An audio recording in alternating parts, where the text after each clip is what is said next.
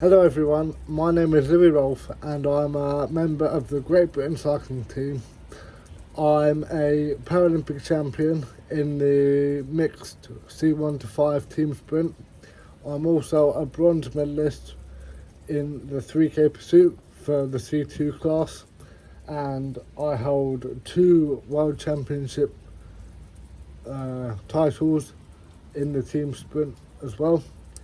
And today I'm here to talk to you about my career and my role with Restless Development in the upcoming Try It at Home project, and I hope you enjoy.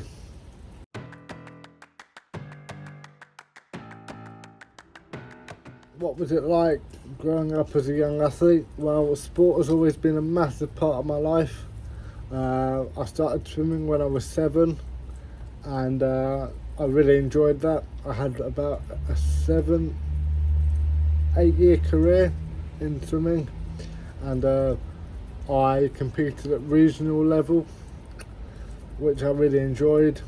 But towards around the time of the London 2012 Games, I was obviously really inspired by what I saw in London, and I decided to try and switch sports to cycling, because that's one of the sports that caught my eye in both the Olympics and Paralympics. So in December of 2012, I went to a Parafest in Guildford, where there were all the different Paralympic sports in one big sports centre, and you could try out for every one of them really, but I was only interested in cycling at the time.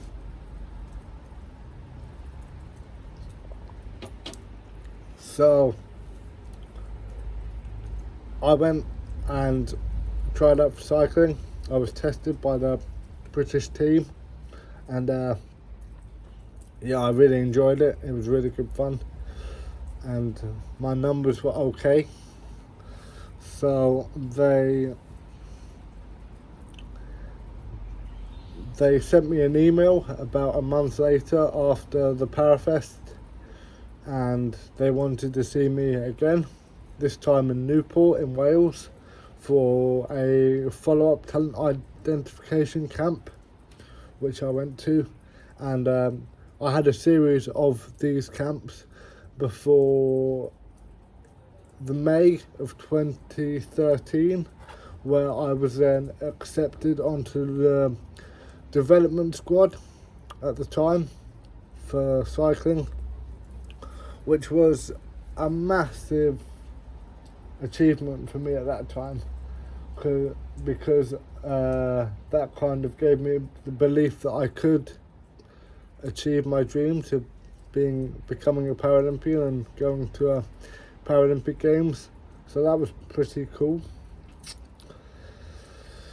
And then obviously throughout the early days of the development squad, we went on a few development camps in Wales, which hold really fond memories for me. I really enjoyed those camps, and we had a great group of athletes on the squad at that time.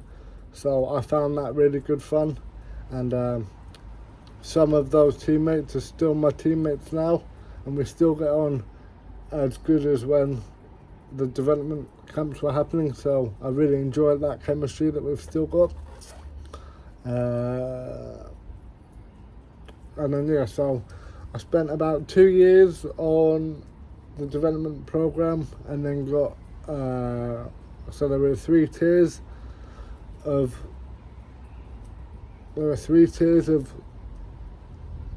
the cycling team.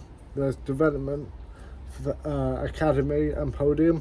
So I spent about 2 years on development, and then got promoted to academy, and then I spent about a year on academy before I was promoted to podium after I medalled in the team sprint at the Monte Carlo World Champs in 2016, where I picked up my first individual medal in the kilo, which is 4 laps around the track on your own, and I also picked up my first World Championship gold medal with my teammates in the team sprint, Jodie Cundy and John Allen Butterworth, which was awesome.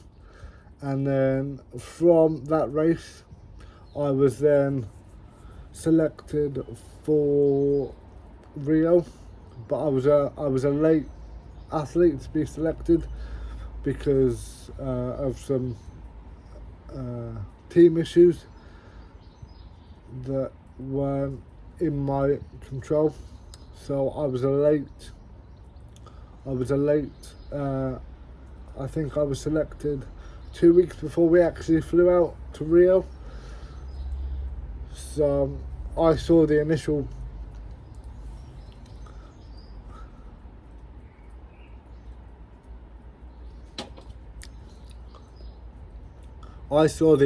team get selected in June, and I wasn't selected until middle of August, so there was a lot of time where I had to think to myself about what I'd do over the period where I saw my teammates go and represent their country in Rio. But I was really proud of them at the same time. I had no reservations towards them, and I was really happy for everyone. But obviously, deep down, there was still hope for me to get selected. But I knew it was a very fine margin. So after Monte Chiari, I was a late selected athlete.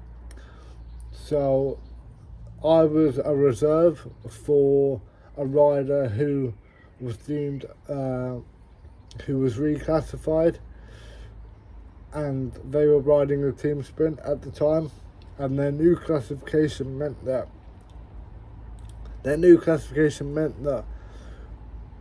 they couldn't race the event. So I was then sworn in their place, and I had about 4 days notice for the race, so it was a bit touch and go at the time. And obviously we won the event, having only been given 4 days notice, so that was even more special, and it's probably one of the races that will stay with me for the rest of my life, which is pretty cool. So I was a late selected athlete for the Rio Games because the team were trying to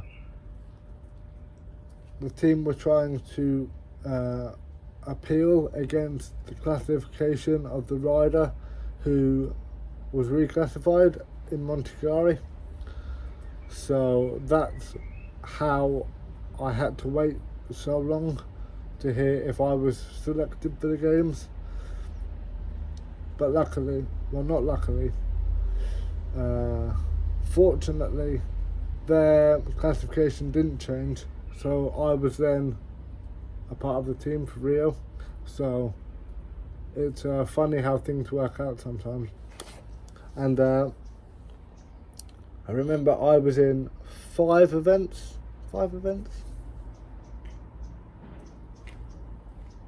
I had 4 events in Rio. I had the kilo, the team sprint, the pursuit, and the road time trial. So I had a pretty packed schedule. So I remember the pursuit was first, and that's the race which I achieved my bronze medal in. But previously at the World Championships, I'd placed 5th. So the medal at the games was totally unexpected. I didn't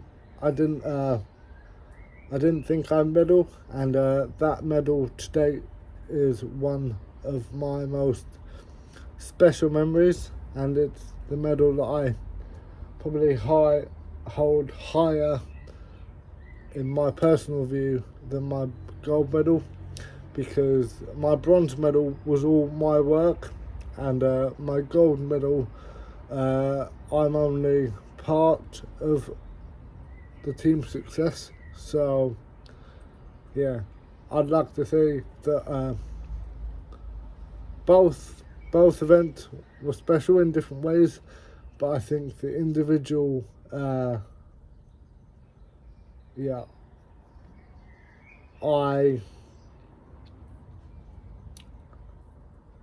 I think my bronze medal is a lot more special to me than my gold medal. So I had the pursuit, which I won my bronze medal in. I then had the kilo, which I came sixth in. So that was okay, but it wasn't a medal ride. And then after the kilo, I had the team sprint, which we, in qualifying, broke our own previous world record. And then an hour later, we broke the world record that we set in qualifying in the finals. So that was a pretty special day for me, to be able to break our own world record twice. But since Rio's happened, China have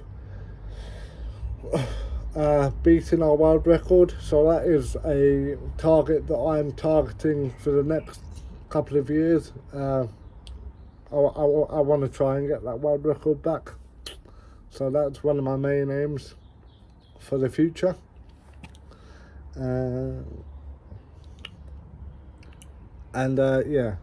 Winning gold was absolutely incredible. I don't think you can ever prepare for what that definitely gave me. It gave me a lot, in the fact that it's changed my life forever. Even if I don't go to another Paralympic Games, that will still be a very special time in my life. So yeah, I'm very fortunate that I've been able to be in the positions that I have been, to be able to achieve what I've achieved. What's next for me? Well, with all of the with what's going on at the moment, and COVID-19 changing day by day in some respects, our race calendar is very uncertain at the moment, and with Tokyo being postponed, we don't know if that's going to go ahead, or we don't know when our next race is going to be. I've got our next race potentially is in March next year, but I am we'll see if that goes ahead or not. But yeah, I'm just enjoying my training at the moment, and I suppose that's all I can really focus on.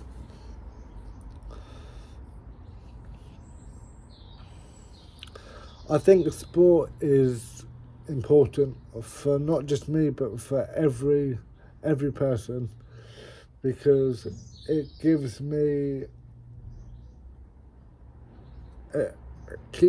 fit, it keeps me mentally switched on, and I've created quite a good community of people that I ride with, so I really enjoy the camaraderie that I have in that group of people who I spend most of my time with, really, because I don't have a lot of time to do much else, to be honest, because this was my hobby and now it's become my profession, and I'm very fortunate that is the case, and I think I'm fortunate that I still enjoy what I do, and I enjoy putting the hard work in, because if you don't enjoy what you do, you're going to find the hard days really hard. So yeah, I'm fortunate that I enjoy what I do, yeah, so for any young athlete out there, I just enjoy what you do, and don't be too hard on yourself, because it's a long road to the top, and just because you have one bad day doesn't mean you're not on the right track. Because believe me, I have a few bad days, and I've learned to deal with them the best way I can. But yeah, don't get yourself down because you have one bad day, because everyone in sport and in life has a bad day. It's how we bounce back from that shaped us as an athlete or as a person. So yeah, don't be too hard on yourself.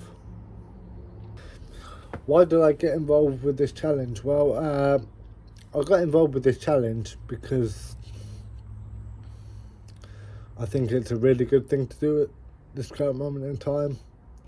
Obviously, I want to show my support to the communities that Restless Development support, and I think with helping out with this challenge, I'm really looking forward to seeing what sort of impact I can help have on those communities that they support, and hopefully with the help of all of you lot, we can really do some good out of this challenge. So that's really why I'm a part. Well, that's really why I've got involved with this challenge, because I really want to help make a difference. And what I would encourage other people to do is sign up to the challenge at Restless Development website, and go from there. You can do varied distances. So you don't have to do a mega long walk or a really long cycle.